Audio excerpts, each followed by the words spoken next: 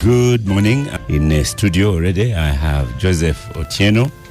Joseph Otieno, you're most welcome back to the Capital Gang. The most optimistic UPC person that I know. And the most optimistic Ugandan nationalist citizen. Yes, indeed. It's absolute pleasure being here. I am just flanked by other people in red. I'm not usurping your power, but I'm just delighted that red. But of course, I can say something yellow.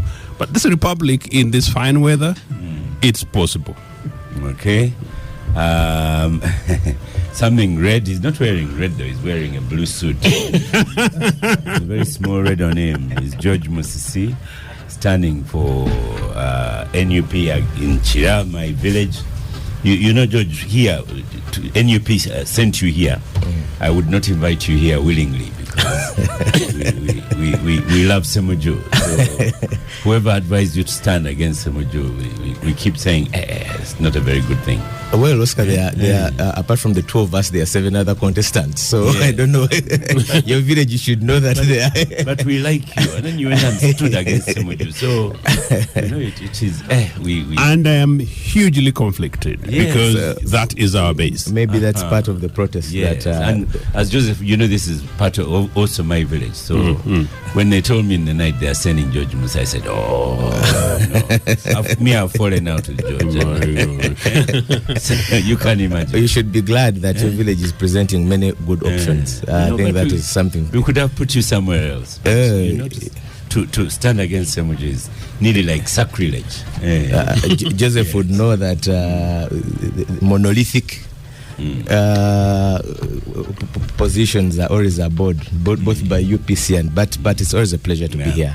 I needed an NUP because we have Emiliano Kayima coming of police, so we wanted to have like a policeman and an NUP facing each other, and we see where the problems are. Yes. Then in the studio I have Mr. Alan Bulamo. I don't know if that's a correct way to pronounce it. It's actually Bulam. Bulam. Yes. Bulam wants to be mayor of Chira. Of Chira municipality. Yes. Oh, Chira again. Yes. So Chira, you know, my village, we had. But again, even for you, Alan, again, I'm conflicted because I like Dr. Olusimbi. It's normal to be conflicted. Yes. And naturally, humans are habitual, so yes. That one doesn't surprise me. But be prepared for the fact that is constant and that is change. Yes. And I you know, as I wish, because I can only wish that you lose, so that your wish will not come to pass. It will not come to pass. Joseph goes through. And it will be nice working with him. Yes. To be honest, you know, Joseph, UCC puts out all these adverts. Moderators will be, you know, what do they call it? You'll be balanced, everything. So here I am being balanced with Georgia. I recall bits of that. So I've really been very sorry for you. I was also nearly worrying that you might not turn up today. You know that the system brings all the good people on the same table and needs only one, unfortunately. So why couldn't you be mayor somewhere else and you leave Joseph? You know? No, but I'm a better candidate for But that's the beauty of democratic processes. That we present as many good options to the people. Exactly. And then the hangover from the NRM system that Mr. Volam represents is that we present one good choice perpetually. And that's what we broke off from, and that's the reason why some of us are in these places. We have there are over 1,000 candidates, so you cannot focus on one video. Hello, George. If Nafuka was here, she'd be really mad at you. Says, you know, you are a young person, right? What are you doing in NRM? Or Joseph wants you in UPC. Maybe that would not be too good. You know, this is again that is subjective. That is subjective. Okay. But as we get along, good story in the news. We have the Kira bus. Because I'm from Chira, engineer Ian Kafma, I like to use Chira, but it's Kira. Yes. Kira bus. So the Kira bus is on the move. Yes. Welcome to the Capital Gang, engineer Ian Kafma.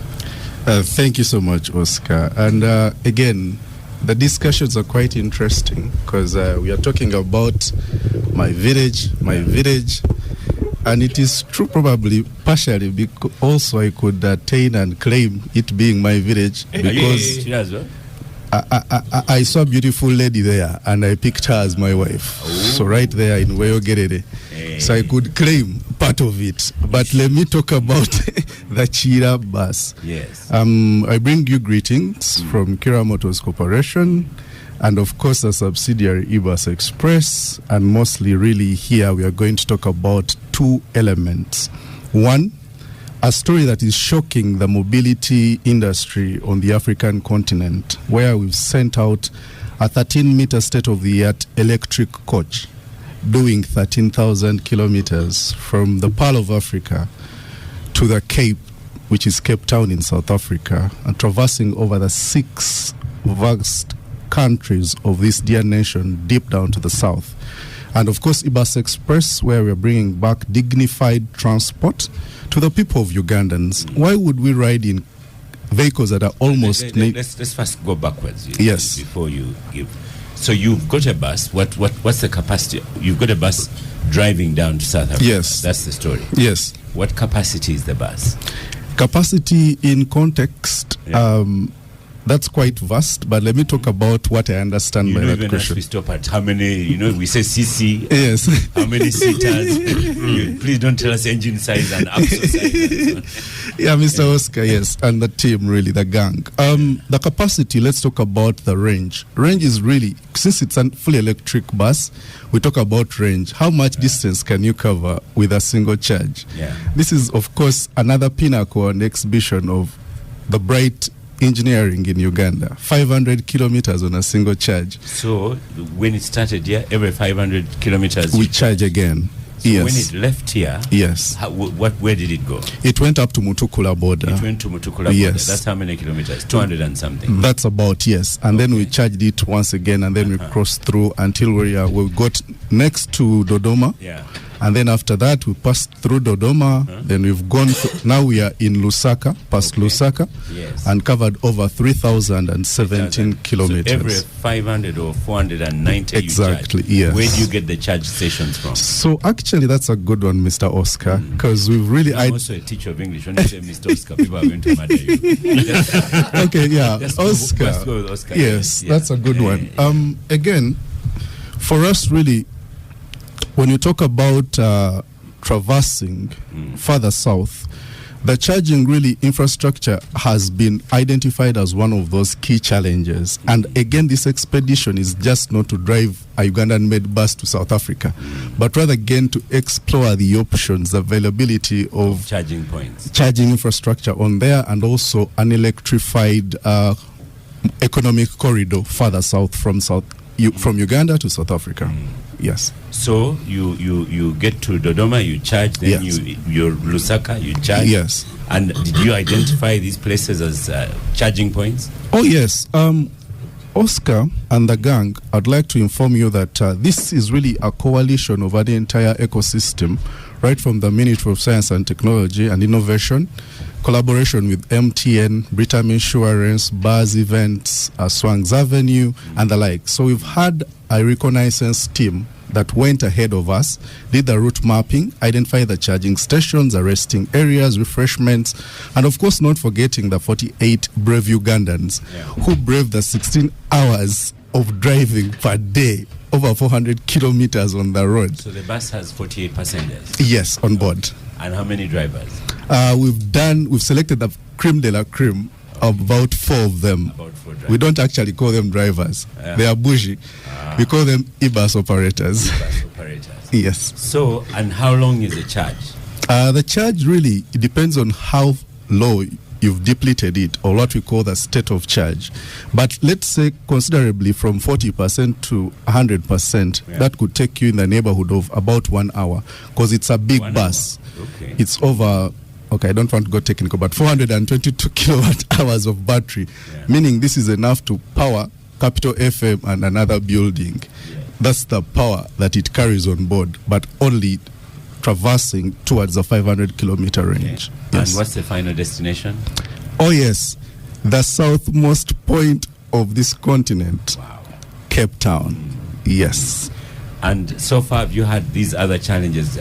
Puncture, wake up and it doesn't start, and things that happen to cars. Now, that's a good one, Oscar. For us, really, we've taken on this, one of the other reasons why we've taken on this Grand African Electric Mobility Expedition is to stress test this technology. There's always a notion of, okay, made in Uganda. First of all, made in Uganda was, do they move? Then they started to move. Can they move out of Jinja? They did. Can they move out of Uganda? It went up to Tanzania, Rwanda, Kenya. And now this one is to really test safety, quality, and of course, as well as durability. And I'm glad to report to you, after 3,017 kilometers, 0 safety incidents and 0 traffic safety incidents have been recorded, with 0 spend on service, maintenance, and repair. The vehicle is still as brand new as Kavera could say. Wow. Yes. It's really a good news story. Yes. And it makes Uganda shine. Yes. The only problem is if you have Emiliano Kayima here and George Musi, the policeman and NUP seated up, across each other. Quite That's interesting. where the problems are. Yes. So instead of having this global story, we have Musisi and Kayima facing up. You're most welcome to the Capital Gang. Thank you, Oscar. Our Obi, we've not seen you in a while. You're writing books. Are you now in retirement or No. active policeman? Very active. Okay. And for some years. And for some years you'll be active. Okay, but as I said, you are the people spoiling this Kirabas story with you beating up NUP and others saying NUP is beating up police officers, but AA is also in the studio. You're most welcome, Agather Atwaire. Good to have you. Thank you, Oscar. Good to be here. Yes. So now let us look at the Kira buses. So the purpose was really an advert for buses. You want all along this route people to buy the bus. Yes, Oscar, you're partially true about that. But basically, we are also magnifying the low-hanging fruits. One, through green digital transformation. We've partnered with MTN Uganda on this one, where we're using MTN and they have provided us with electronic SIM cards and electronic Momo virtual cards. As people travel cross-border, the challenge is really exchange rates for money transactions. And through that platform, people are able to transact cashlessly and the risk of carrying cash. But also, let's talk about the low-hanging fruits of the international orders. Kira Motors Corporation currently has had letters of intent and also orders signed to a tune of over $89 million US. This is going to South Africa, to Ghana, to Nigeria, and as well as Tanzania. So basically also is to instill more confidence and belief in the technology, the production, and also in the people. But also we can talk about the people themselves. As this technology traverses the country and also further south and all over the continent, Uganda will strive towards the tenfold economic growth. And of course, as we talk about the ATMs, we plug right there at the science and technology, at the bottom, strategically. And why am I talking about this? The power of export earnings. The automotive industry has the power to transform the economy to 16 times fold if it is really well carried. And I give props to the Commander-in-Chief, General Yoweri Museveni, for hand-holding us and supporting us on this one. And we've seen this one deep down in Mutai, in Jinja, where we reside on 100 acres of land. The Kira vehicle plant has had the power and has transformed that village. When we went in there and it was a bush, an acre was going for over 400,000. Right now, a 50 by 100 is going for 32 million. So that's the power of the automotive industry. Wherever it goes, it transforms. Yeah. And again, as we push down the south, we are saying, look, Uganda, we are intentional and we are specific to say we are the net source of electric mobility solutions. And this is one of the products that have been made in Uganda for Africa. How many such buses do we have now? Currently, such buses, a 13-meter electric coach. Or smaller. Okay. The total fleet is standing at over 70 and with envisioning over 200 to be made in 2026. Right. Of course, currently we are running the plant at 22%, but the goal is to really push the Kira vehicle plant to around 50% in the next 24 months, because the installed capacity is 10,000 vehicles per annum. But also, as again, government being one of our lead customers, we are calling on other private entities to believe in the technology that has been homegrown. So let's use him as an example. If he wants to buy a bus, what does he have to do? Olusegun EV. And let me talk about that one right there. Yes. And thank you, Oscar, for anchoring that one. For the bus, really, we are saying our brother here might have had some cash and he wants to buy it outrightly. That's possible. And if you're not, you could do a higher purchase where you can discuss between 20 to 30%. And you put down some money, you let the bus go make money, and it will pay off itself. We are not just talking about these things. We've seen them work. We have one of our employees. So how much is the bus? It depends on which one. The one for, say, 30-seater. A 30-seater, the smallest is a 42. 42-seater, and it's just in the neighborhood of $100,000, really. And that is fully registered and on the road. Yes, and this is brand new. Not brand new bond. People. Factory brand new Kavera. And the small EV, the smaller car. So right there, actually, in the next less than 24 months, we are bringing our brothers and the politicians and the people with some money, the very first of its kind, the hybrid SUV. Really, this one with a range of over 400 kilometers on electricity and combined over 1,200 kilometers. Basically, you can drive from here to the border of Kenya without refueling again, because that's the power of electric mobility combined with clean. Buys it, if Bulam here becomes mayor, then you put a charging station at his home? How does that work? Surprisingly, the hybrid can even be powered through your ordinary socket. So for over 8 hours, because it's slower. It's 22 volts, rather 220 volts. It's That's like smaller. My phone here. Yes, but we can also install for you a power unit that really steps out that power, and you can charge it in under 4 hours. And you have charge. Basically, he would never fuel if he's driving around his area of influence. Yes. Okay. Let's have some comments around. Joseph, the optimistic. These are things happening in Museveni's time. That's a good reminder. Kavuma here has just said he found time. The engineer has found time to mention the president. So, I think you're right that they had to bring in Comrade Museveni, but it's our money.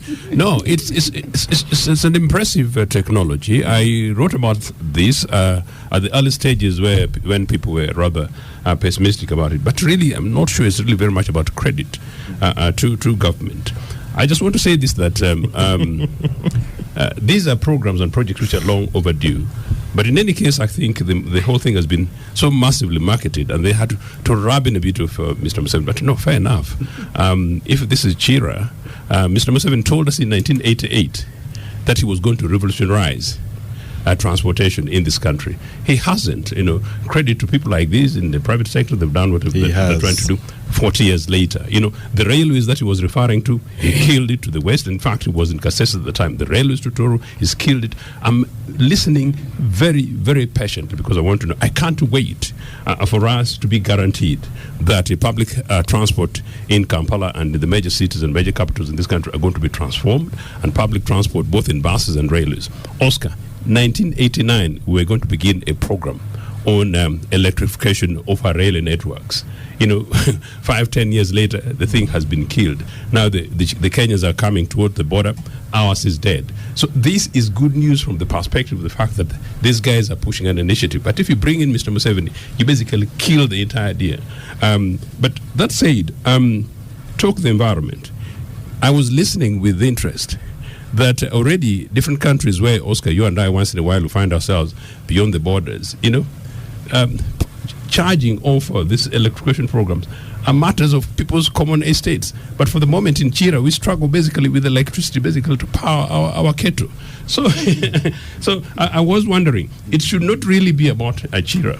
It should be about whether or not people can power and charge their ordinary kettles into a package. It's a wholesome. It should be a holistic. Because if you don't have UEDCL, you will not drive tomorrow. Indeed, and it should be actually a coordinated move. And talking politicians, don't talk about mine from the perspective of vote, but basically to save you. That is a conversation we can have to make sure that we discuss infrastructure, including that of MTN, and that we don't give MTN our excess profit, because I believe that this profit should be driven by the Ugandan citizens. We talk about how we're able to make sure that we harness their technology, give you guys maybe some tax rebates to make sure that MTN and others create possibilities for accessibilities across the country. Yeah. So I'm interested to know what about those points in Pakwach? What about those points in Zombo? What about those points in Kotido? What about those points in Lira? And who is actually contributing to that? This bus is 350 million. So some of the places you mentioned. In any case, and I think that was the missing link from your perspective, that what is government going to do to make sure that they check these guys so that they don't push for excess egg profit? But of course, being private, what is government going to do to innovatively do it in such a manner that they reduce the cost of production so that the whole thing becomes accessible? When you guys were talking about $100,000 and people were nodding as relatively cheap, me, I was thinking about my family and friends in Gongera and Molata, where they're going to get. Actually, it's not cheap. It's not cheap. No, it's not. Is it on a bus? Well, listening to Engineer Kayima, of course, it sounds all interesting. The manufacturing industry thrives very well in also good political environment. And whereas Engineer... So does his success mean that he has a good political environment? Well, the success is only launching, Oscar. So the success is long term. Because he's only launching a product which they are testing. I think the success will be seen after a couple of times. Many times, whereas we don't want to say to mix the politics has a direct relationship, because politics influences policies, politics talks about regulation and all these other good things. Oscar, we've been here at the launch of so many good things with a lot of excitement. You saw what happened when we were launching the Uganda Airlines a couple of years ago. Then years later, just a couple of years later, it's mixed in scandals, which scandals have an attribution to politics, because whereas Engineer Kayima will come out with this very good product, the regulator will be a politician. Say it is flying. Uganda Airlines is flying. Well, haven't you heard the reports of the losses and the reports of mismanagement? I want to talk about. Yeah. When you have a new company, you will of course experience losses.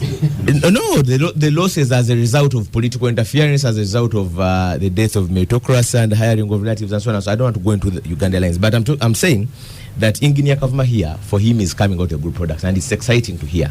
However, we are saying that we shall look at it. It can't thrive in an environment where the regulators, the governance has been, because you cannot have a single institution as an oasis of merit amidst the death of institutions. So there is a direct relationship between good governance and the politics and the thriving of their product.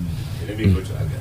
Agatha, you're going to say congratulations, Engineer Kayima. Yeah, I will start with congratulations and then ask some questions.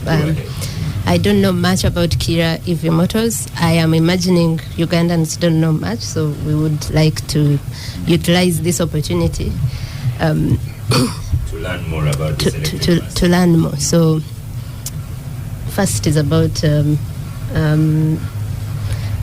performance. How many buses have you guys sold so far, or vehicles?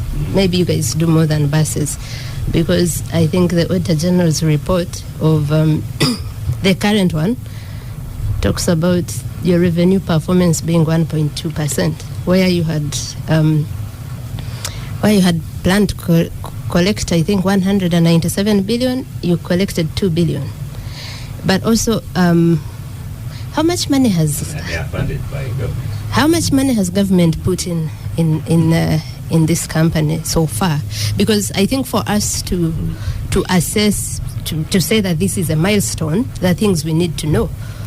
How much money have we invested in it?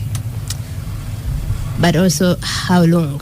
How long has it taken the company to produce what number of buses? Now, if government is funding Chira Motors, why are we buying the buses? Why don't we have, you know how we have always wanted buses on these, in the metropolitan, after Pioneer Bus failed, after many others have failed, to really try and decongest. Why don't we start with our own company, which we have funded, which is now making buses that are going to South Africa. I mean, So for me, we would start on those questions. Then we can talk about Museveni being, us achieving this in Museveni's time. But if we have, most of the information concerning that, significantly, Emiliano Kayima is seated in an NRM chair. Yes. But Emiliano can easily speak for NRM comfortably, which is a good thing anyway. So what's your take on Kira Bus? Well, I was listening to Engineer Kavuma with a lot of excitement for me, and I think these are good steps that the country is taking. What they would need and what we need as a country is a healthy environment, is peace, is stability, for the gains to go on gaining momentum, and we move from one direction to the other. Yes. And as the police institution that we represent, I can do everything writing possible copiously as soon as you say gains. These are NRM slogans. Of course, Emilian, that diction comes so easily for him. Well, that's how you see it. But truly, and these gains, if we are moving from this step to where Kayima is explaining, and it is gains that we need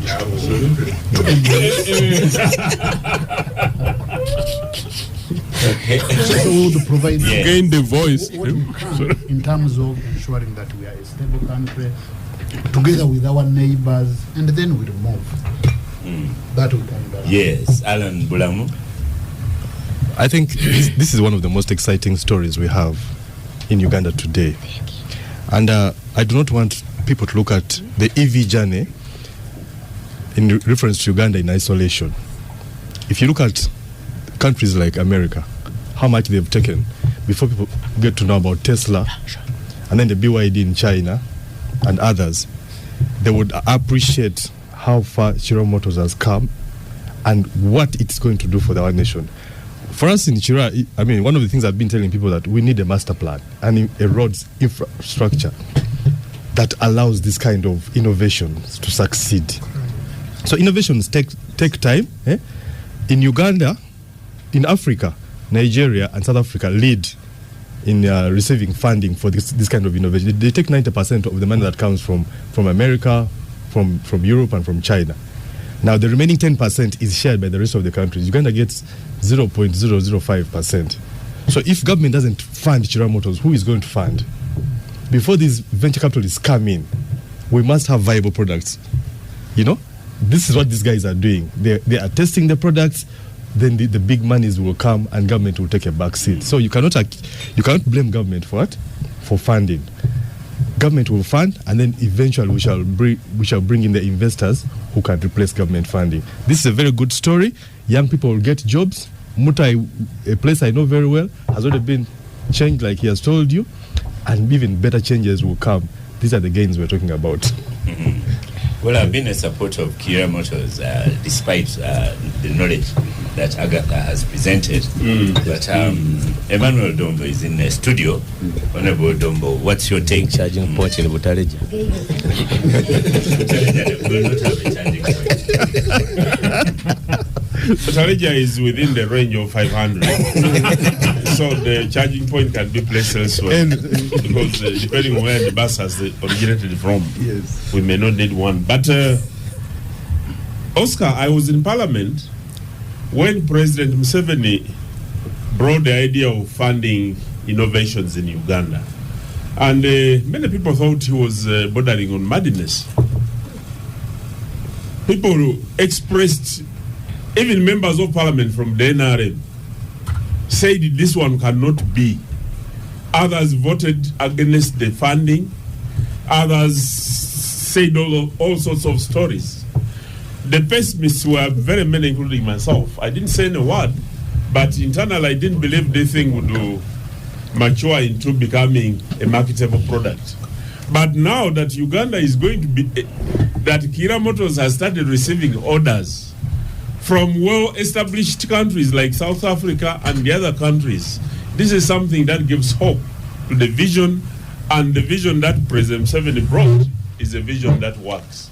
The same story you heard about Magola and his pharmaceuticals. You had the stories and the debates in Parliament, but right now, Magola has been exonerated, and many scientists, including the banana industry in Bushenyi. So, what is the after-sale service? Do you have the engineers? Do you have the facilities? When you inside the bus and take it to Ghana, will there be Ugandan engineers the other side, or will there be trained people on the other side? The countries that buy, in order not to downplay the product when the problem has arisen, what plans do you have as a follow-up? But for me, I want to congratulate you and congratulate President Museveni and those who are appreciating the gains, because they speak for themselves, like we've been mentioning them. Even when you look at the people in the studios, they look all very fantastic. These are our gains. Shared gains. Thank you. When I came in, I warned Musi about gaining weight. So, Okay. Not all gains are good. So, back to you, Engineer Ian Kavuma. Questions. When will you make some money? Your projections, you projected 197 billion and you made 2 billion. Even not 2 billion might be a book figure. Yeah. Might be a book figure. So yes, and then Honorable Dombo brings that after sales service, what do you have? There are many questions. And at what point will you be producing 1,000 cars a month? Okay. Thank you so much to thank you so much to the gang. And it would be really sad if I didn't receive any question. But now at least the gang has really fired the right questions, and I might have expected some, but I think I expected most. So, my brother George, thank you for really highlighting the need to really point out the stability, for the political stability and its contribution to the thriving of industrialization. Extremely true. And I feel I do not want to speak to the politics, but you cannot, when you look at the pastels chart, politics is right there even before you talk about engineering and the likes. So, again, the incumbent government has really done great on that one. And for us as engineers, speaking for myself, growing up as a young kid, really excited about the automotive industry and the fact that now it is home. We used to really fly outside of this country to go train, of course, through the support of Honorable Dr. Monica Musenero, Minister of Science and Technology, and the able leadership of Mr. Engineer Paul Isaac Musasizi. That visionary leadership, of course, has been enabled by the incumbent NRM government. We could discuss that, but at least allow me speak to what I know, and later on we can discuss on the other gray area. But also, my brothers made mention about, let's talk about the supporting infrastructure, the charging network as a whole, highlighting the need, the worry even of boiling water on a percolator. I think he's talking about the stability of this electricity. And us, as Kira Motors Corporation, as we push electric mobility, we've been really strategic, and we've engaged all the stakeholders, like IRA. We've talked to UEDCL, UETCL, as well as now UEGCL, just to look at how, when we talk about, actually, let me link this one to eBus Express. Some of you are wondering, what is eBus Express? It's a subsidiary of Kira Motors Corporation, really, that has been coined to talk to the pains of mass mobility in this dear country. And my sister Agatha here has really pointed out that if we make these buses, why should we buy them? And I'm glad to let you know that I think that is ending this year. Because with our pilot in Jinja, we've transported close to over 280,000 returning passengers. And these people have made it their sole means of transport. And we're traversing 3 routes, and very soon we are adding the 4th. We are doing Jinja to Iganga. We are doing Nachibizi to Clive Road. I think my brother here knows these roads. Now we are activating Jinja to Kamuli. And very soon we are going to Mbale. So through eBus Express, the goal is 1,500 electric buses in 14 cities of this dear country. Butaleja is one of those. Kampala City Center, the CBD, Greater Kampala, alone, we've dedicated close to over 460 electric buses. Because the pains of the ordinary... When are they starting? In Kampala, we should have already started, but we're just delayed by some other approvals in some offices I will not mention on this platform. 460 buses are available? No, they are not available. But what we have currently for Kampala, of course, for us, we run on a piloting model. So we have dedicated 6 doing the Kampala Green Belt. That is the one of Ntinda, all the way Mulago, all around through Nakawa and the likes. But just that route alone on scale is going to have over 32 buses. Basically, just one bus, the 10-meter we are looking at, is replacing or has capacity to replace near 6. So who has bought those ones? Who's going to buy them? These ones are being piloted by eBus Express, which is a subsidiary of Kira Motors Corporation. Yeah. But so the eBus Express will do a taxi service? Initially. Okay. But at scale, we are coming out with a franchising model. Why franchising model? Because the incumbent taxi operators, our model is collaborative rather than friction. We are saying, why do you spend your 80 million hard-earned money? Sometimes you've even sold your father's land to buy one drone.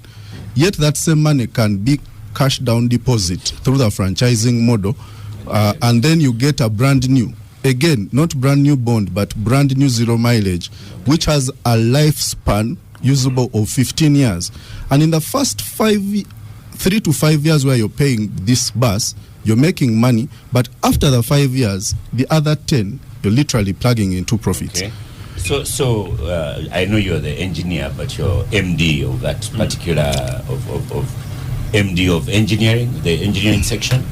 The designated MD of the company. Yeah. Yes. So you're able to talk eBus about Express. eBus Express. Yes. Okay. So you're able to talk about the engineering bit and how it is going to make money. Yeah. And in the next Auditor General's report, will it show that the eBus is at least making money?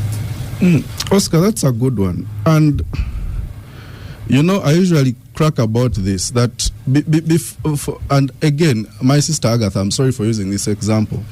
When a lady is pregnant, the first trimester, before the bulging of the stomach, you can dictate, rather you can debate whether she's pregnant or she's just feeling sick. But the moment it starts to bulge, then you know she's actually pregnant. And then when you go for the CT scan and things start to make sense.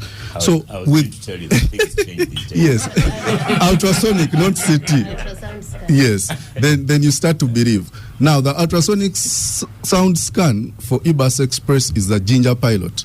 Currently, with operation, since you could say November of last year, we've made close to 425 million Uganda shillings. And we are just deploying 5 buses and doing only 3 routes. 3 routes. That's impressive. Yeah, so this woman is pregnant and the evidence is there. We could talk about the environmental impact. We could talk about the over 80 high quality jobs created with just 5 buses. And again, the goal is to really employ over 6,000 Ugandans with 1,500 buses, which are going to be deployed across the 14 cities. Right. Okay. Yeah. What about the electric boda? Are those produced by yourselves as well? Oscar, the e-mobility industry really is bigger than Kira Motors Corporation and eBus Express. So what ours has been is really to trailblaze and show the world that it is possible to be made in Uganda. There are other players. So ours as Kira Motors Corporation and eBus Express is what we call the first mile, right? You're on your stage and you need to go to CPS to see my brother Kayima, or you want to go to Mulago to take your child for their first immunization. That is eBus and Kira Motors. But the last mile from the stage to your home, when you turn, you turn the other side, the electric borders now can come in there with other players like GoGo and the likes. Yes. Okay, thank you so much. Just 30 seconds. Okay, 30 seconds. I'm delighted that this is technology of our times, but one thing must not be lost. That one, this is a private company, as I understand it, and it's a private business which we welcome, and it's local, made in Uganda. What I expect is that because it's local and made in Uganda and we injected our monies, as Agather says, we need to make sure that there's a guarantee that the Ugandans get their returns. But as a UPC government of then and of tomorrow, the idea is that these things would be done in such a manner that the buses that are traveling, because we believe in public transport of Mayor, because I know you may not have much knowledge about this, that when Chira Town Council, Chira Municipal Council is running, they run public service buses. The issue is what deal you make with the maker so that it's cheap and competitive enough so that the ownership of public transport is in the hands of the people and you control it, you regulate it, he makes his little profit, but Ugandans net benefit. That must not be lost in this. Joseph, I'm not sure if it was a 30-second question, but let's see if he can answer it in 30 seconds. Yes. Thank you so much, Oscar, and thank you so much, my brother Joseph. Maybe a point of correction. And there's Chambali on exformal literacy, but that engineer talks like a politician. He doesn't go straight to the point. So I was being diplomatic. I think I'm a politician by association of the gang. But let me talk about my brother's issue here. And a point of really correction, eBus Express is not a private entity. It's a public entity, which is just a subsidiary of Kira Motors Corporation, which is 100% owned by the government of Uganda, really. And the interests of the ordinary Ugandan are one of our core values. Community, serving community. And I'd like to inform you that we have the power, and we have seen it work, to save the annual mobility cost of the ordinary Ugandan by 15%. Currently, the ordinary Ugandan spends 39% of their annual revenue on mobility. And eBus Express with our... And time lost. Yes, and time lost. So just final sentence from you, Engineer Ian. Yes. What do you want to leave us with here at Gang? The gang, it's been an amazing honor and a privilege to really sit amongst the gang, really. But if you're to leave with anything from this discussion, one, mission vehicles made in Uganda is possible and is here to stay. Two, it is working for the ordinary Ugandan, right? And also three, we are solving mobility problems, not just for Uganda, but for the entire world. Thank you so much. Thank you so much. But he's run out of time, but we'll engage him. Let's go to police. There's a Chambali on ex-former literature. It says, Oscar. Your online radio has run mad. Has police tear-gassed it as well? So he thinks because we have Emiliano Kayima here, that's why he's saying those things. But no, we are back on online radio is back. We're streaming well, but you can find us on TikTok Live as well. YouTube download at a later time. So thank you so much, Engineer Kayima and Chira Motors. We wish you all the best. Let's go to George Musi and the politics of the day. So, George, what's happening with NUP and the election? Well, this week we saw a continuation of our presidential candidate continuing with these campaigns. We should note that we had seen some brushes of security agencies breaking the law even in the earlier days of the campaign, where we saw raids in Lira, we saw raids in Masaka into our hotels, including tear gas into rooms. This week just saw an ugly escalation of violence against. Sorry, just say that again. Tear gas into hotel room. Yes, it happened Where? in Lira. It happened in Lira. Even our presidential candidate's room was tear gas at around 9 p.m. It happened in Lira. It happened again in Barra. So, and of course, we saw the usual blockages. This week, when our presidential I'm still like, what happens? The police comes to a hotel. It came into a hotel in says, Lira. I want to find Musisi's It room. started knocking on people's rooms. We don't know who they wanted to arrest. And of course, because it was late in the night, some people didn't open and they had to tear gas rooms to force the residents to come out. It happened, including our presidential candidate's room was tear gassed. And of course, eventually they walked away without even carrying out any arrest. And up to now, we haven't got an explanation as to why that happened, because it was after a long day of campaigning.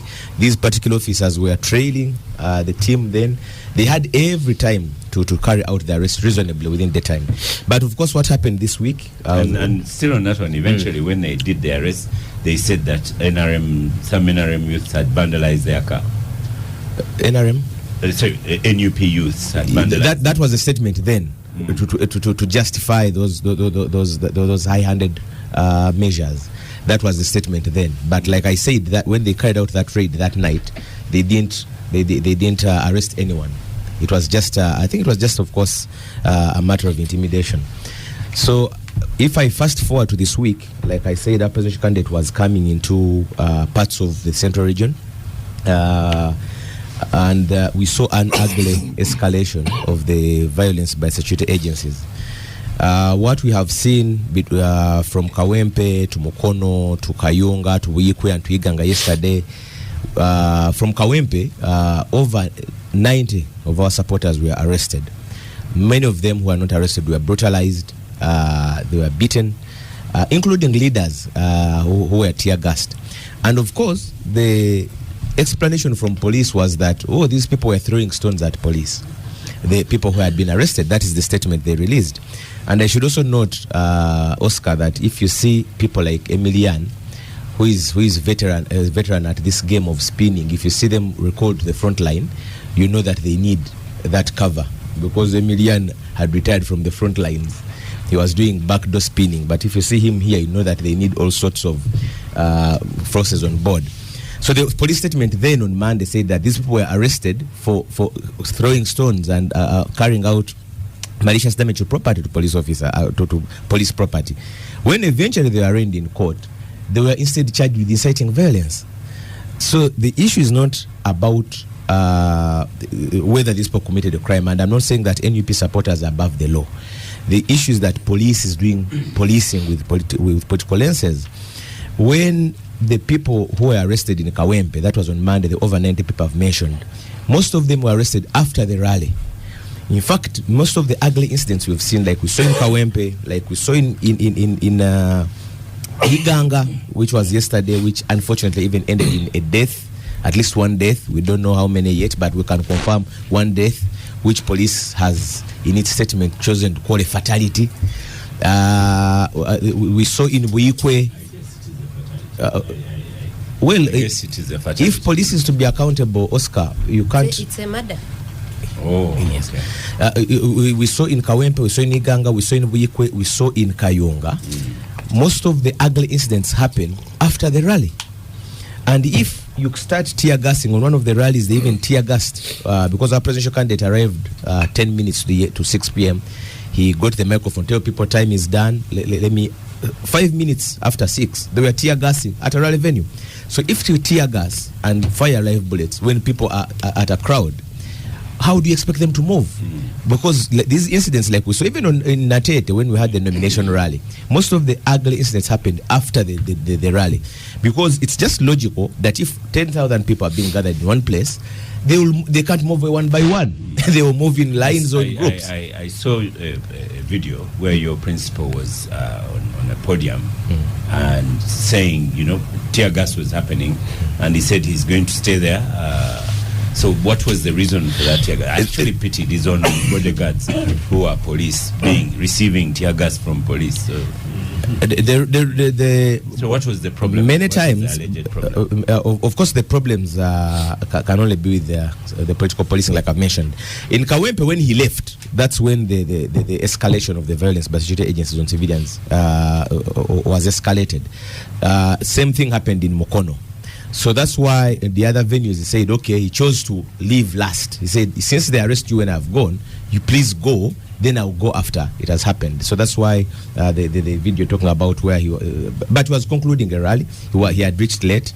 Of course, in one of the venues, he didn't even reach in Mukono because what they do, they use the most extreme of routes to ensure that they lose a track of time. And we saw dogs. So where was that? That was Why? in Kawempe.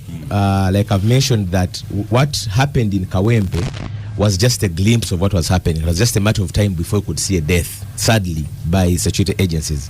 We saw dogs unleashed. We had last seen this in Kaihura days. Even Kaihura had suspended this kind of unleashing canines onto civilians.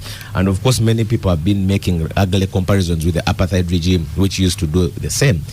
First of all, whereas we acknowledge that police has a right to regulate public order. The issue, if you look at what police has been using, the statements they've been saying to justify that kind of high-handedness, including the last statement they raised yesterday, where they are, apart from acknowledging the unfortunate loss of life, they're even bragging that if these incidents continue, you shall see us handling you even. I don't think it was written by a policeman. I think it was written by a person like Dombo and then sent to Emilian to sign off or to give a police letterhead, because it sounds more political than a neutral law enforcer. What the police doesn't have a right to break the law in the course of enforcing the law. Secondly, on Wednesday, when our presidential candidate was moving to Kayunga, I think Kayunga, Boyikwe, one of the vehicles that moves with him, which carries his sound equipment, broke down along the road, and he moved ahead. When these police officers found the vehicle along the road, they asked it to be driven to Nagalama Police.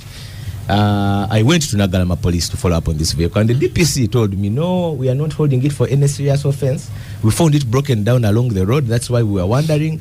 But now we are going to release it shortly. I'm just consulting headquarters. The following day, they said the driver had caused an accident to someone, so he's going to be charged in court. So I'm bringing that incident to show you that they are not just policing. They're not just policing, they're doing politics. The intention is to ensure. Meanwhile, because I've been on the trail with my presidential candidate, including when he was going to Mukono on Monday, I see over 10 police officers, because there are usually over 15 police vehicles following him. Many of them holding smartphones, recording the incidents. And I always ask myself, how comes they don't release the footage of these people attacking police officers? Because there are always officers recording on the trail with smartphones recording the incidents. How comes we don't see the incidents they talk about in the police statements being given out in footage? So when they arrested over 89 people in Barara, they said they are being arrested for attacking police officers and across different places. Then when they are charged in court, they are charged with totally different offenses. So the ugly violence we've seen is deliberate, is calculated, it's political. Okay. We are going to stop for a break, and then we'll ask Emiliano why they are attacking NUP rallies. Listeners are now sending videos of all these happenings on X, formerly Twitter. I spoke to Moses Biaranga early in the week, and he told me, actually, George, that it is the NUP boys who are attacking police. So I've been trying to tell that to many people. Over 150 people have been arrested this week by police. None of them has been charged with attacking police. So where is Moses getting that from? Let's stop for a break. Welcome back from the break. This is the Capital Gang. We have a senior policeman, Emiliano Kayima. We've accused him of all sorts of things in the break that we shall not mention on air. So, is it true that NUP boys, NUP people are attacking police? The allegation seems so absurd. Well. Politics, I've always said this is a game of emotions, and everybody says what favors their position. And with the social media, so much now goes into our faces and our minds. One thing I would want to note is that there are very many presidential candidates and MP aspirants, including my brother here, who is my facer, Council Musisi. You are doing your politics largely. We've had peace. We have 1.5 months to go to the polls. These fights, these escalations are happening as we go towards the end. And I can tell you, to a great extent, it is coming from the politicians themselves charging their followers or claiming that they didn't know. How would they stop them? We've seen them attacking police officers, including innocent traffic officers regulating traffic. We see this. Where have you seen it? On campaign trails in Kawempe here, at their headquarters. Didn't you see boys charging and throwing stones to our officers? And when that happens, this is what happens. This cannot be caught. This is a discussion. For us, what we do, those we perceive to be committing crimes of whatever nature, we arrest them. But also, as officers on ground, you determine when do we arrest, who do we arrest, and when we arrest, where do we take them? We take them to courts. We charge them in courts of law. And then the arbitration process starts to find them guilty or to set them free. And this is what we did in Lida. This is what we did in Mbarara, in Western Uganda. This is what we are doing here, where such confrontations happen. All we have said right from the beginning is that we need a clean electoral process, keeping in mind that the other duties of the police are still enforceable. We need to keep this country safe. We need to regulate traffic along our roads and our highways, plus this political season. 1.5 months to go. Please tell your people to tone down.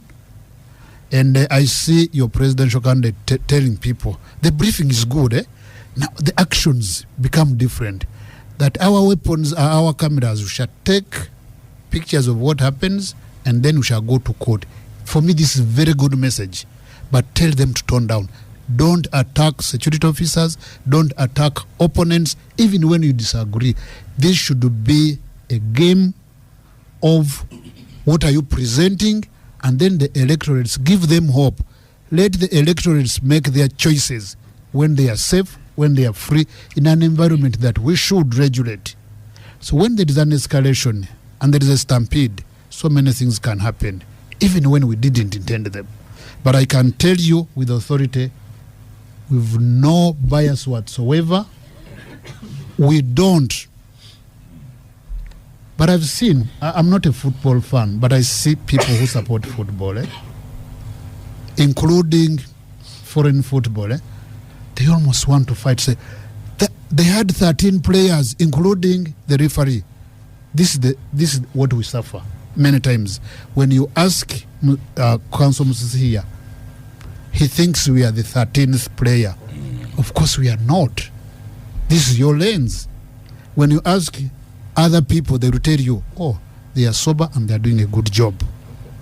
So anybody else, and so far. So the accusations against you, Emiliano, but yes. We're saying, just finish that line. You're saying so far. So far, so good. Yes. Okay, but let me tell you the accusations. Yes. One, you block NUP from using the tarmac. You block them from entrance into areas. You take them to longer routes on Maram roads. You delay them so they don't get to their venues. Sure. Two, when people that was BMK gift. Then we have Ejoku Enos. These are on X, formerly Twitter. It's the police who provoke people standing alongside the road by firing up tear gas. There's another one. Yo-Yo says, why do you respond with live bullets? And then the mega accusation is you allow NRM crowds to go as they please. So it is the provocation of police that you are being accused of. Usually we agree on the routes with the the entire security system and the candidates, we agree on the routes. And for reasons that we present in those meetings, safety of people, of property. And when we agree, follow the routes. When you digress, then you cause the confrontation. We agree on the routes. Sometimes the multitudes are so many, the stopovers are sometimes many, and the delays happen. One thing I would tell you, in some camps, we don't get these clashes because when we agree, they follow. Maybe because they don't have supporters. I don't know. I don't know. But this is what we do. For those who disagree, what do you do? You're a school teacher. Children who do not want to obey to the rules and regulations, what do you do? If they sense unfairness, they are more difficult to manage. You talk but to if them, you're fair, then they are okay. This is exactly what we do. But the accusation against you is that you are unfair. That's basically no, what we are it is. very fair. We are very fair. And then you make campaigning for Bulamu here even difficult. Now if he goes into Kiran, he says he's NRM, seated next to you, Emiliano, he has a big problem. He must articulate what he wants to do for the electorate. I wouldn't do that for anyone really. Yeah. The candidate is coming to Bulamu's town on Monday. On Monday. And he's very welcome. He's on the road now. But George will say, as I told you, I already support Walusim. I'm making my vote loud. And on this side, I'm supporting Semuju. So, but because I'm balanced, but at least I express. Agatha, you are burning to ask Emiliano First Kayima of all, you are telling Emiliano Kayima politely that what they are being accused of. For us, it's not even accusing. There is evidence. What he's saying, he has no single. He said this is not court, but it's a discussion that we should come to with at least some truth. He has not told us that we have evidence here of anyone attacking a police officer, because I've never seen it. I saw. You should show us. So and then I'll talk about many of the incidences that have happened. Like George said, so let me say that by now, I think NUP supporters who are in jail, who have been arrested, those that have been released, are about 400. And there's someone who was telling us of the supporters who were arrested, over 100, taken to a police post. You know, a police post. It's not a police station. And spent a night in the cell of a police post. Exactly. And they could 100. not. How can over 100. The whole night they were standing. They were standing. They couldn't sit. There's not even a place to sit. Like, it's a police that hates Ugandans so much. And he's saying other people will say we have been fair. Which people? There's no Ugandan who is not NRM like Dombo who will say you are fair. Any Ugandan who is NUP or ANT or even a political will say that we see what you are doing. Where there has been chaos, it has been started by police. Now I want police to do one thing. One day, say, let's not interfere and see. Even for processions. At the start, they didn't interfere. Because, what was the problem? Was it there? Even when, let me finish, Afande. Even when they would make Chagulanyi fail to refuse him to use roads, there was no problem. They were looking for roads and ending up where they are going unrecognizable, but they were not fighting anyone, no one at all. So for me, you said we think you are a 13th player. No, we actually think worse. Where people are dying, where people are being treated like 100 people in a police cell all night, in a police post cell all night. You know, we are not even just going to think you are a 13th player. You are going to think you are enemies of Ugandans that you're supposed to protect by constitution. When they arrested people in Mbarara, that included Olivia Altai, their spokesperson was there saying, oh, they destroyed property, from all over, that where they had been going. You know, the people in Ajumani, West Nile, who wrote and said, with pictures of Olivia Altai, said this woman can't have destroyed anything. She was friendly. We were here with her. They were saying that they destroyed property wherever they had gone. 2 days later, the charge sheet had drilling or whatever. What happened to a statement, an official statement by police? Because that means it was a lie. What happened the other day in Iganga? the people of NUP, we have videos here. Me, if we were like a visual thing, I would play it. People of NUP are standing, listening to Chagulanyi. Before you know it, tear gases. An old woman, I don't know if she survived. They were just listening to Chagulanyi. So if you're saying that this is how you are going to respond when time is, when he has exceeded the time he's giving, and then people are dying, no, I do not think that you should go and lie that people were attacking, because everywhere we've seen these incidences. We haven't seen anyone attack. Processions. For me, I remember the first election I watched with excitement in 96, when our MP was going to be Kijuka, Richard, where I come from. We would be so excited and stand on the roads to count cars. I was 9 years old, but it was that excitement. So you cannot now start beating people up. Do you want me to show you many videos of people being beaten just for waving by police and the army? Just for waving at a candidate? Is that... my God. Is that provocation? Thank you, Agatha. I will end with the processions. First of all, processions are not a crime. They are not illegal. But let's say you are saying that they will cause chaos. Let it be both sides. We have processions of Jim Wezi in Rukunjiri that were okay. And you know, these people are shameless. Like, they don't see that. For me, if I were them, I wouldn't put that anywhere. You know, we saw processions of the man in Isinjiro. What's his name? The minister for agriculture, state minister, Ramirama. So if you are saying processions, we don't want them for whatever reason, let that apply to everyone. But for me, as a person who cares about people, I think my problem is how people are being treated. If you guys want to say that Bobi Wine should not participate, let's pass that decree and know it, so that people are not dying or taken to jail for supporting or being at a rally of Bobi Wine. Okay. Honorable Dombo, I don't know if you've had access to some of those videos. This week I saw some of the videos of policemen battering people, including women, with very large sticks. Put it on Twitter. Very, very large sticks.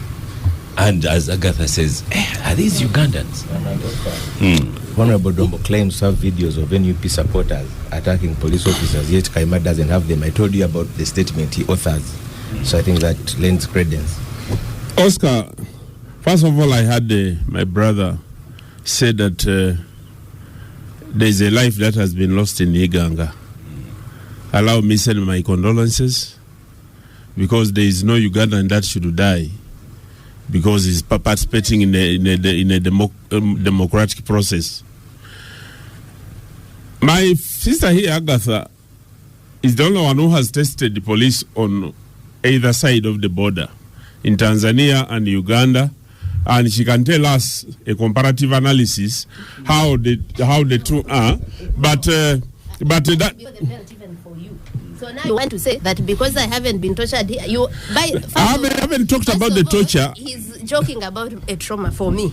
Secondly, you're saying that because there they tortured me, here we shouldn't say that you're making people sleep in a police station. I haven't said that. Allow me to say my statement, and I'm very deliberate to say people have experienced police either in Kenya, Uganda, and Tanzania.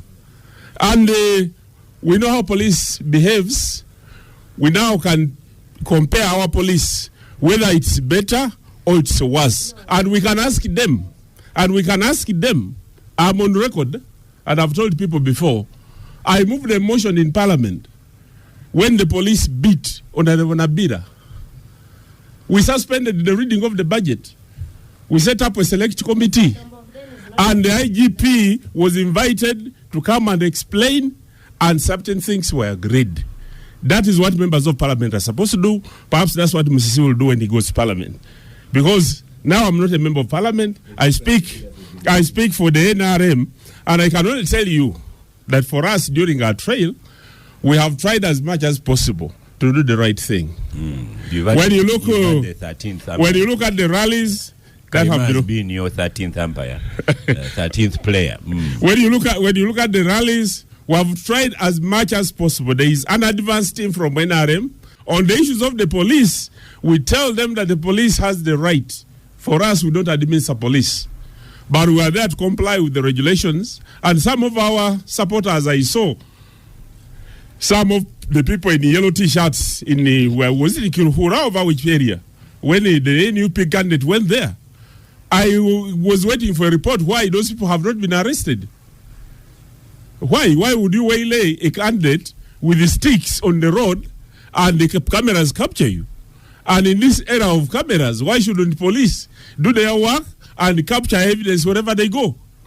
Everybody, whether it is NUP, NRM, or the police, we must abide by the law.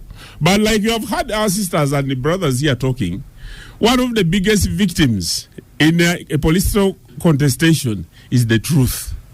Because everybody has a side. And where everybody is talking for their side, the truth becomes the victim. Because we have seen on social media the conduct of people.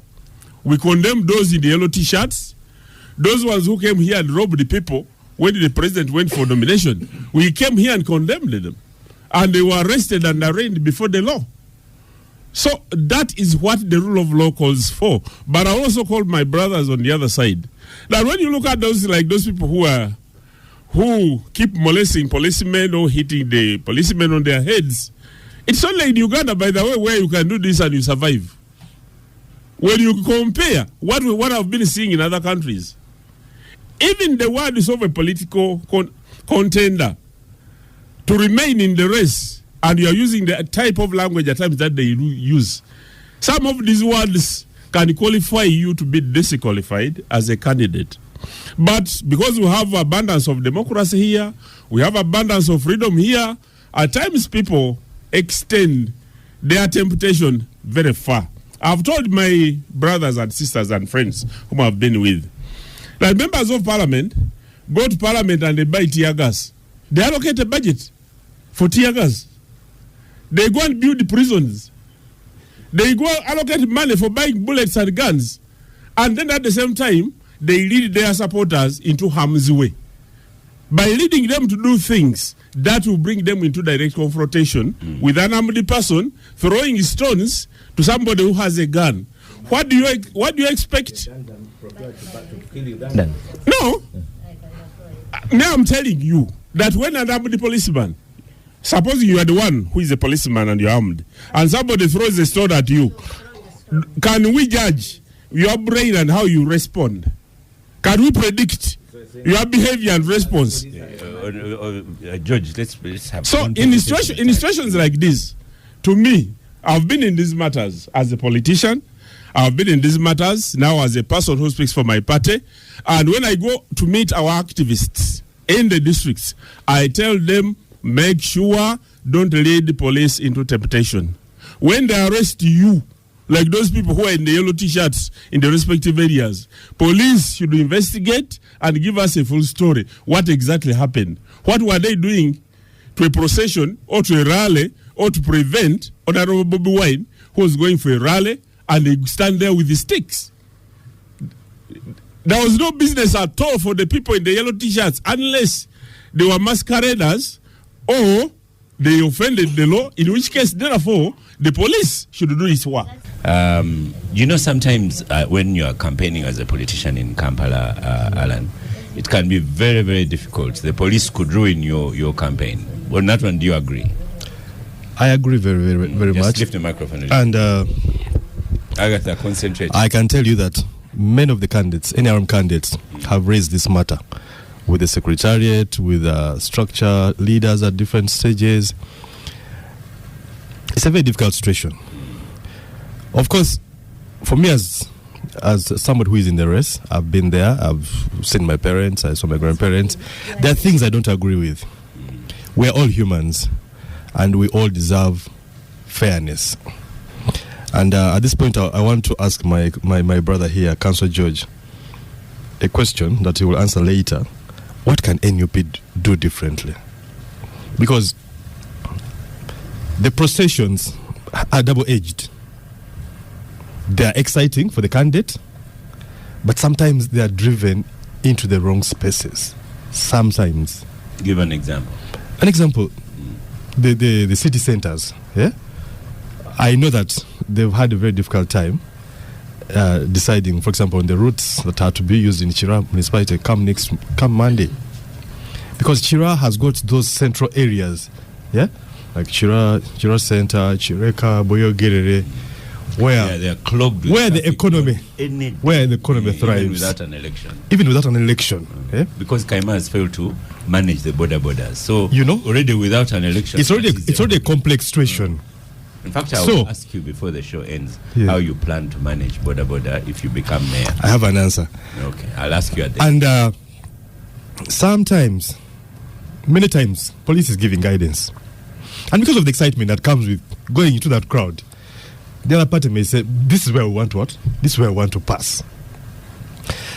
In comparison to President Museveni and his team, maybe because of other dimensions of how they manage logistics, people gather in a specific area, the candidate meets them there. Now, over 40% of the candidates wait for the... Do you know how President Museveni moves? In this case, over 40% of the fans... But do you know how he moves? They close all the roads, okay, and he gets to the venue. So... until he's enjoyed there are some realities we must put into context. That's what I meant. So don't give him as an example. We put our lives at risk. Eh?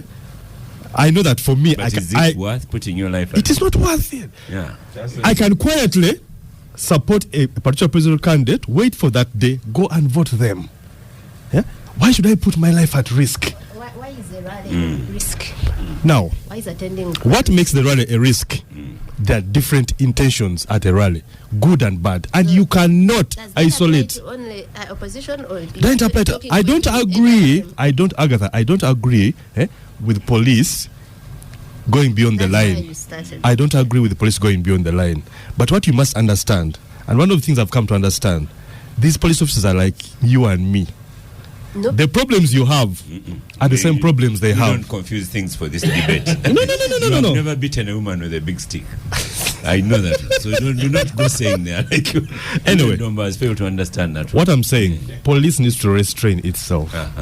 Individual police officers. I'm not talking about the institution as a whole. Alan Blam, police is also trained in crowd control. Yes, they are. But like we know, we teachers, we know, children, we get accused. But we know that people who are not police officers, because Kayima is a teacher as well. Yes. He knows that we are not allowed to beat. We are trained not to beat. Excessive force is not allowed. Oscar, we know that people who are not police officers actually join the police officers and try to take the law in their own hands, which is not right. They are creating not only a problem for the NRM, a problem for the institution of police, a problem for the nation. Okay. Because globally, the image just gets messed up. Then he will speak last before the break. Yes. And we come back to Emiliano. You know, amazingly, Obwana Mayor, I was about to consider the possibility of voting for you, but I have formally withdrawn that. Formally withdrawn? No, yeah. I thought, Joseph, you are with me. We are voting Dr. Joseph Orisi. You know, my brother, let's consolidate. No. But Bulamu here says he's going to win. That said, well, good luck. What can the police do differently? What can the police do differently? I have spoken to two different police chiefs, former inspector generals of police, excluding this other one, but I think including his deputy, and many police commissioners, and have offered discounted training for police officers on managing community policing and managing crowds. I'm actually shocked that the police in Uganda are telling us that they cannot manage a campaign rally. What about a future democratic Uganda in which there is 1 million Ugandans who converge at Kololo airstrip trying to campaign for a reduction in fares in public transport, and the 1 million here at Kololo? Are we saying that what? Kampala would come to a standstill, or tear gases will go to the extremes, including bedrooms? No, that is not a fair question.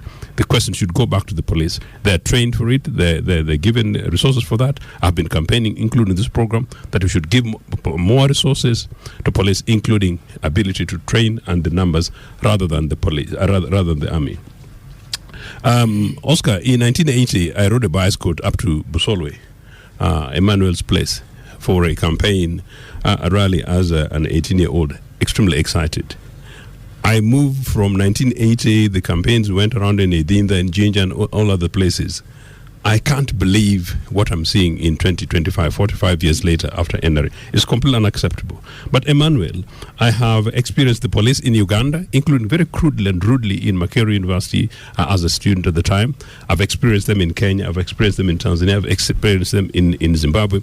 And very many other places where I've worked with the police officers, including in campaigns, demonstrations, including those ones of the Mandela's 1 million people. I'll keep repeating this, that it is possible to do community policing. It is possible to do intelligence-led community policing. And it's possible that where the crowds are rowdy, they are also managed by the police within the law.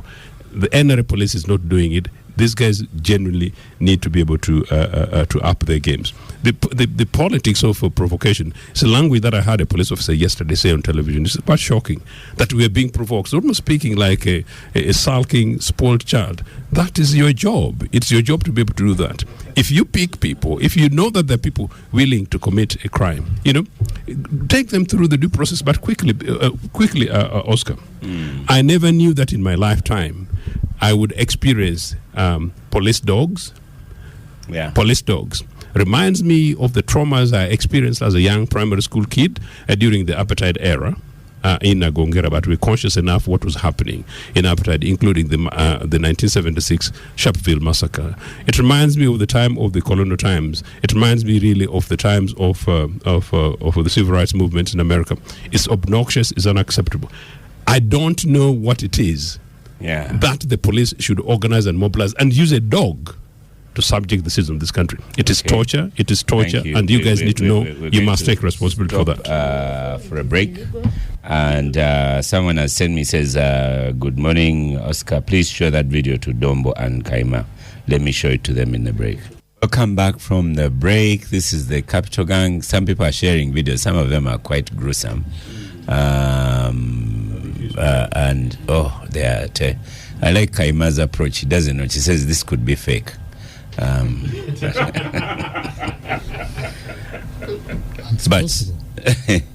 so Emiliano Kavuma, the campaign was peaceful until police got themselves into the campaign. And this is the song I have heard all along. That when police joins into regulating the affairs of political players, that we are interfering. Excuse me, we are not. It's a constitutional law that we are not interfering. No, when you entered the politics, is the accusation, not interfering. We are not entering politics. We are entering spaces where political players are involved, and we want to regulate this as per the constitutional mandate that we have. Unfortunately, when I hear people like Agather and MC on one line of condemnation here, we have various people listening. I wonder what they say inside their camps when they are alone. I don't know what you tell those people. And truthfully, as Emmanuel said, I think truth dies very fast. Let's go to those videos. One, I've seen many videos that I doubt. But for lack of doubt, if any Ugandan is abused by a police officer or any other citizen, that must be addressed. And the legal system gives us that opportunity. If for example, that person was subdued and then is being beaten, does anyone know who this person is? Can we help this person? One, to report this case to the police. If the police doesn't act, the lower police, there is a system. There are senior officers. There are other mechanisms to do this. Because lawyers, you can even take these individuals to court as individuals, not the institution. Uganda Human Rights is here to also regulate us and also punish us. I can tell you, we know very many police officers that we have tried in the disciplinary courts and dismissed them for abusing the law, for abusing the citizens. If I arrest you, I subdue you, must I go ahead to slap you? Never. Even when you are resisting it, remember, I am a trained officer. I have these resources to use. I know the law. If I don't, my superior should be able to pretend over this and then take charge. If they don't, I will be punished for the wrong I have committed. He or she will also be punished for not taking action against what is wrong. So the crying babies must stop. Let's find the people whose rights are abused, bring those perpetrators to book, and let it be on record. As your presidential candidate says, that our cameras are our weapons. I hope he means it, and other people do. Council Musisi, you know this. Can we, if we are not doing our job, what are you doing? Apart from saying it here on Capital Gang, get people to be prosecuted in accordance with the law and let it be on record. I've told some people who say, oh, the police didn't help me, or we arrested somebody who stole our property, and the superior officer asked them to release them and not to charge them. I said, just go and make a statement. We will follow it up from there. And I asked them, did you make a statement? Yes. Did you sign it? Yes. Did you understand it? Did they read it to you? For me, this is empowerment that helps every citizen and not crying babies, really. Do you mind, just briefly, do you mind explaining to people the circumstances under which 100 people were wrapped up overnight at a police post as being alleged? I think that's very important for Ugandan citizens. An allegation granted. But, are you able to explain before that, you yes? come in on that? That's one. George, you had one. Just one. I And then you have to. Yes, I was saying that the incidents we've seen are police actually clobbering in the because even if you're carrying out an arrest, like Emilian says, an arrest is done within the confines of the law. True. If you have 10 people, sometimes 6, we saw 6 people clobbering a person. If we've seen a police patrol truck, I don't know if you've seen that video, deliberately knocking a border person, and then pepper spraying him at .0 range in the eyes, a police officer. I don't know that Kayima has seen those videos. Hold on, Just a second. And I asked your point that on our campaign trail, you have police officers getting footage across the whole trail. How comes you don't release that footage of NUP supporters? And then lastly, this whole narrative of saying don't, if you provoke the police officer. First of all, provocation is not a crime. I didn't say that, please. No. Create those words. No. Emilian, let me listen to my question. I didn't say it, did I? I was adding up what you and your senior cadre was saying. Emilian, because even Dombo was saying, if you throw a stone at a police officer, what happens is that we believe that these are police officers. No, you're coming on microphone. Let him finish. I just wanted to interject and have something on record. No. I'm imagining that Emilian has a force of trained police officers, not militias. Yes. That you don't react to a person who jeers at you by shooting at them. So even your police statement, you're saying that you wonder what we advise our officers. What would an officer reading that police statement released yesterday saying you advised not to? There's a statement released yesterday and the last paragraph. Say it. You're referring to it. So what would you tell your police officers if in all the incidences you are quoting, you have not brought any police officers to book? For all the incidents we've seen this week, you've not even said a single police officer breaking the law, and then you're saying no, NUP should be the one to break Agatha, you can come in as well. What I was asking is that, so Emilian is saying he hasn't said that there has been provocation, right? I didn't say that. Okay. So what were you referring to when you said that I and Musisi are not saying the truth? One. Next question. So the other is that for me, I don't know where I didn't say the truth, because everything I said here, Oscar, I kept giving examples. When I was talking about Rwamirama and Muhwezi, when I was talking about the tear gas that happened in Kayunga, or yesterday, or everywhere. I've given examples. Be it people that we saw holding sticks that have never been arrested, by the way, the NRM people that held sticks to beat up NUP. So those ones are not seen as provocation. He talks about mechanisms. So I would like now to understand from him here, if police intervenes to discipline its officers only after formal complaints, because most of the time there is a DPC of Wandegea that was caught on camera, and we named him beating up people. One was a journalist. He's still a DPC. This was in March during the Kawempe. He's called Hussein or Haruna. He has one of those names. I will get it. But we named him. Nothing has ever been done about him. And this is 10 months later. There is, I don't know if you saw on nomination day of presidential candidate Kyagulanyi, the police officers that were tearing his poster. And when the supporters came and complained, they were displayed a gun. Yeah, exactly. I don't know if those were named, but there was a DPC in Mbale who was also tearing a poster, a DPC of Mbale who was named. So is Emilian saying that if seeing this as police cannot on its own volition say, but our police officers have gone far and beyond? And that brings me to what I wanted to respond to Alan, that the problem, you cannot resolve this problem by saying, what can NUP do differently? Because it's not doing anything that is outside of the law. So the problem here is lack of accountability. The things we are saying, that if police officers tear a poster of Bobby Wine, that's okay.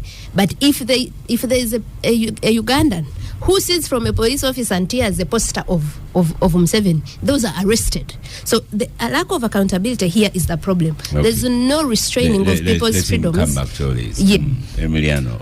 Thank you very much. One question about the dogs. One question. Did we need the dogs? For what? That's my question. Did we need the dogs? It looks really bad. Others bring horses. Yeah, but horses don't bite people. and horses are good for movement. Yes. Two things here. Way back in 2011, 2016, I worked with land protection. And we had so many problems, as we still have in this country. Agatha, I will answer your questions and I want you to be attentive. Many people would get issues and would think they are not getting justice, and they were not, to a large extent. When you visit the locals and you have so many people crying, some would say, we said it on this television, the popular television that shows, this has happened. They'll say, even the president has seen. You say, no, this is not enough. Can we take it a step further? And would take trouble to educate them on the steps that need to be taken in order to bring to book the perpetrators of these crimes. Same story with you here, members, Bwanamsi and Agatha.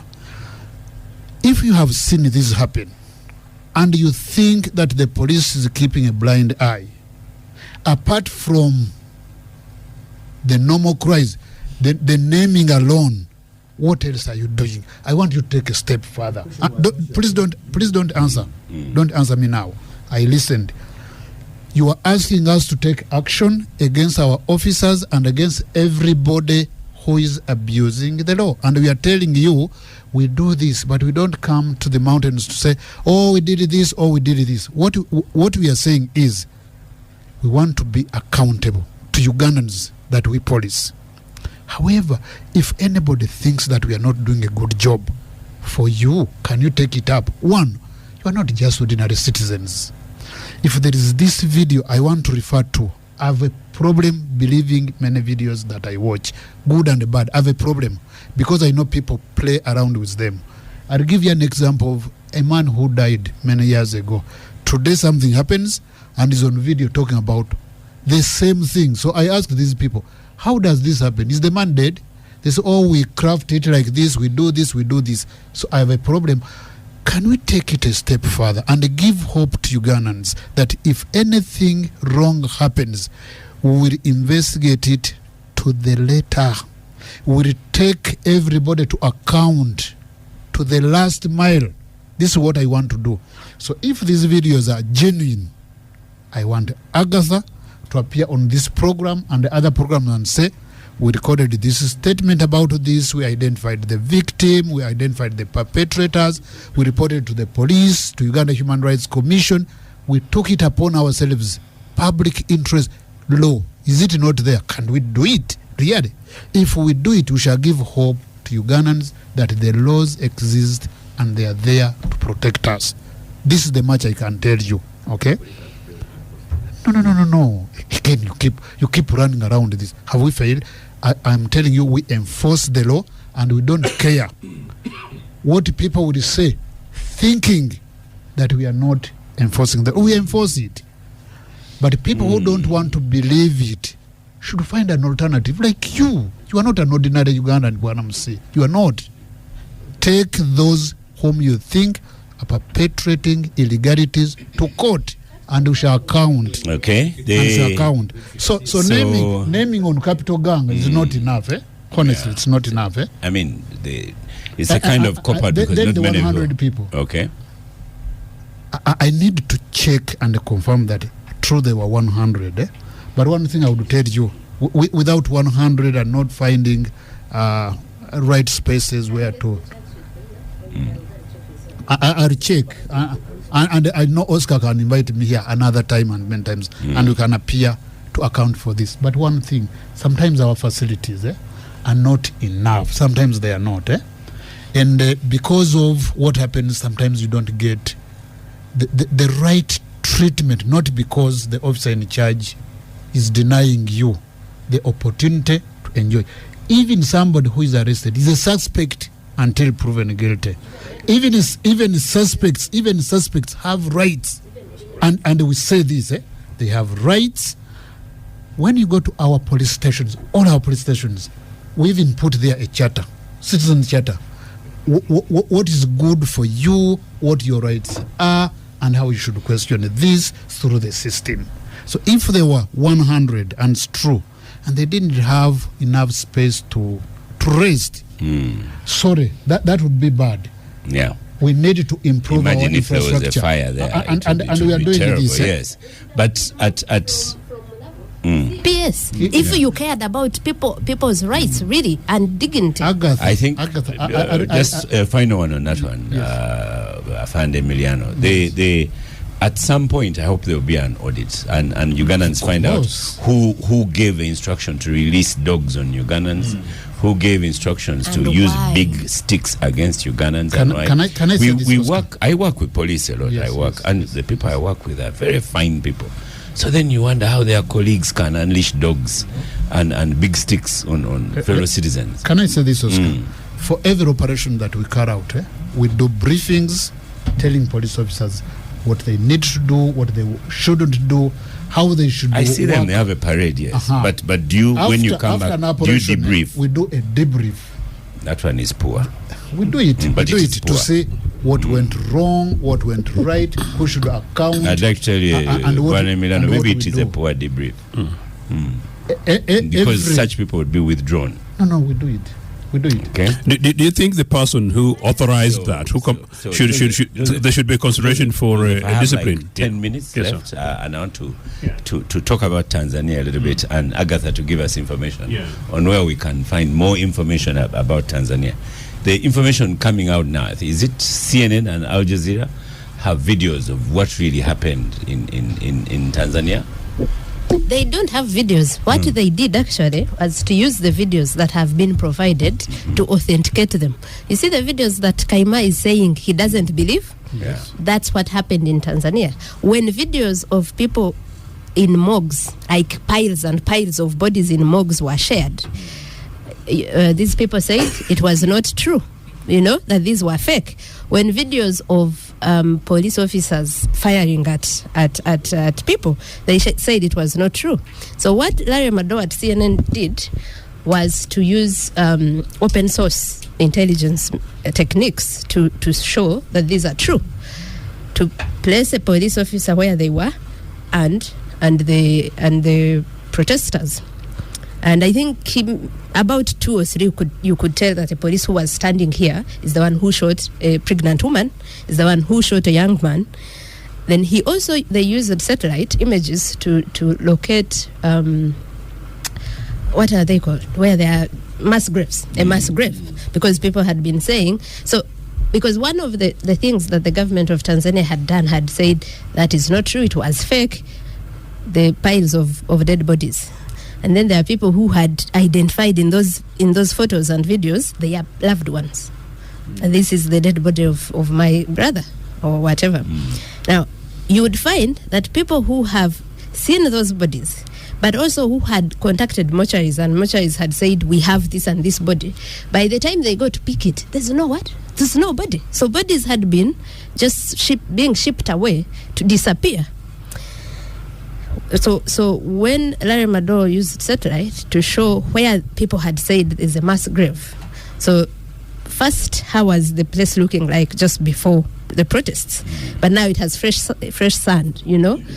So what he did was to try and authenticate videos he was receiving from Tanzanians, and that's one. You have Levi Eyaru here, Agatha's nemesis, accusing George Musi of commenting on AI-generated fake videos.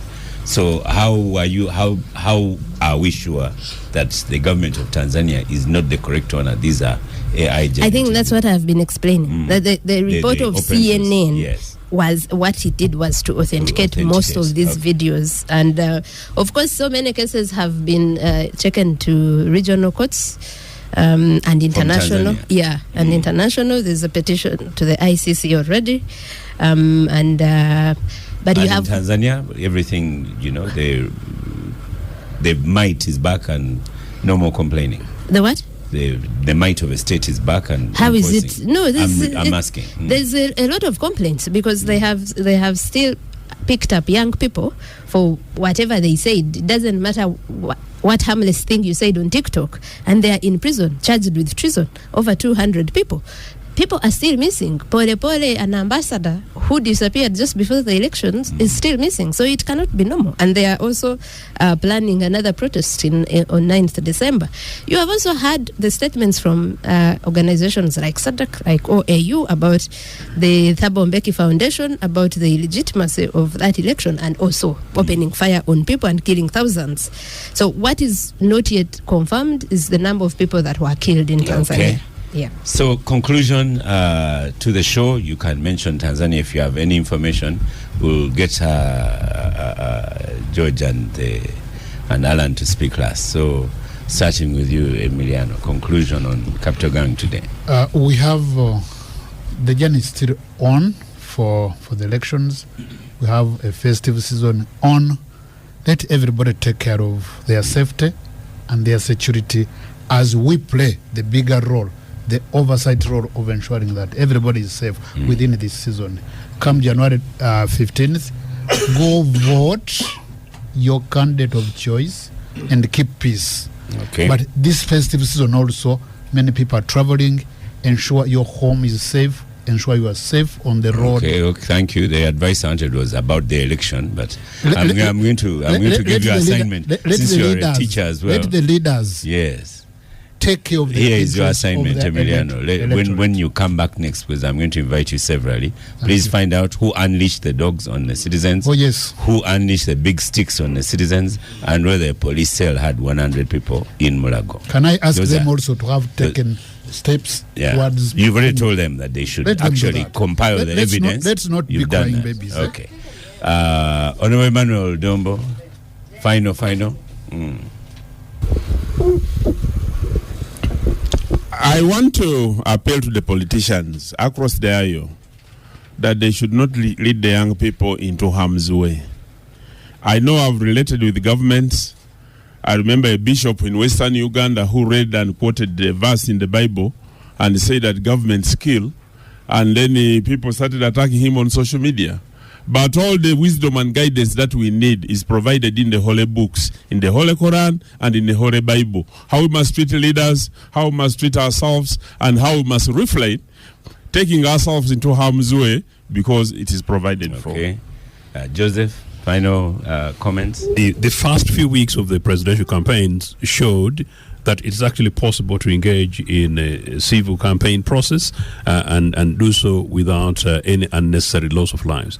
And whatever went wrong, I don't know. Emmanuel and team have promised that they're going to reinvestigate, review, and I urgently ask the police chief, I urgently ask Comrade Utafire, and I urgently ask Comrade Museveni that they should review their conscience and make sure that the electoral process, whatever it is returned into the political issue. Very quickly on Tanzania, I really feel very, very sad. As I say, the CCM is my sister party, and they're fantastic peoples of Tanzania. Whatever's happened there and there has been shocking, to the extent that Thabo Mbeki of all groups, came in to take a position. It confirmed to me somehow that whatever is happening in Tanzania is not necessarily very innocent, because we, ANC and others, are very conflicted friends of Tanzania. What is happening there is unacceptable, and it's really a shame that it's coming from these guys. It is possible to have an East Africa which is one united, and a united Africa for which all of us share, really, and our children are given hope for the future. Agatha, do you agree with my assignments to Emiliano? In 1 minute, yes? In 1 minute, first of all, I will say that we have taken some of these cases to court. There are just too many. We cannot take everything. What we are saying is that as we pursue that, can you stop killing Ugandans? Can the police stop doing this to Ugandans? But you're also being inflammatory. Why don't you change that language? No, but they killed someone yesterday. Know, what do you mean? That's factual. That's how it is. But you see, it can either be murder or manslaughter, but someone just was say, can you killed. start charging those people? You need to be conscious of what you say. Because it has consequences. Don't say. Don't make those accusations. Is that a lie? But Agatha, it has the truth is, if you are a lawyer, you should be saying, "Can you prosecute that person who killed?" Because if I am a lawyer, I will say the truth. Someone was killed yesterday, Oscar. So for God's sake, what's a lie? Where is the lie? Okay, thank you. George Musi, final word? Well, for the sake of your commentator, Levi, I was not commenting on the video. I was commenting about where police officers were in a patrol and they were pepper spraying a border that had been knocked. And I want to join issue Levi has with... generated his own. Yeah, I want to join issue with Agatha that, yes, indeed, the police, security agencies, not just police, need to stop brutalizing Ugandans in the first place. They need... and then there's always been a narrative, as I close, by the Dombos, that, brutality works in favor of opposition supporters. Let them brutalize Bolamo, such that he wins. Yes, let them brutalize the NRM supporters, let them tear gas them, and such that they win. In fact, this one says resident of Chanja on X formerly Twitter says Uganda police has ironically ended up working in the opposition's favor. So, Alan Bolamo, you have more to fight against. You are fighting NUP, you are fighting NUP, you are fighting police, you are fighting. And Musi is saying, let them abduct you so you get some mileage. They will do a lot of work abducting me because I take precaution. And I would like to ask all the young people out there to know that their future is in their hands. Following people who are going to lead them down the drain is a very, very, very big, risky business. Okay. I pray that they take care of their life, they take care of their families, and vote peacefully. Yes. Thank you very much. Thank you, listeners of the Capital Gang. We have Rough Cuts by DJ Nyowe coming up. Star Cafe, thank you for powering the gang. I think Emiliano Kayima did not have anything. You can start now. Did you have anything? You did? But I took tea, yet I wanted coffee. You took tea. Musi was on the campaign trail. He has been hungry. He has really taken. School holidays are here, so enjoy the children at home. And we wish you a lovely weekend. I am Oscar Semoyamsoke, and I shall see you next week.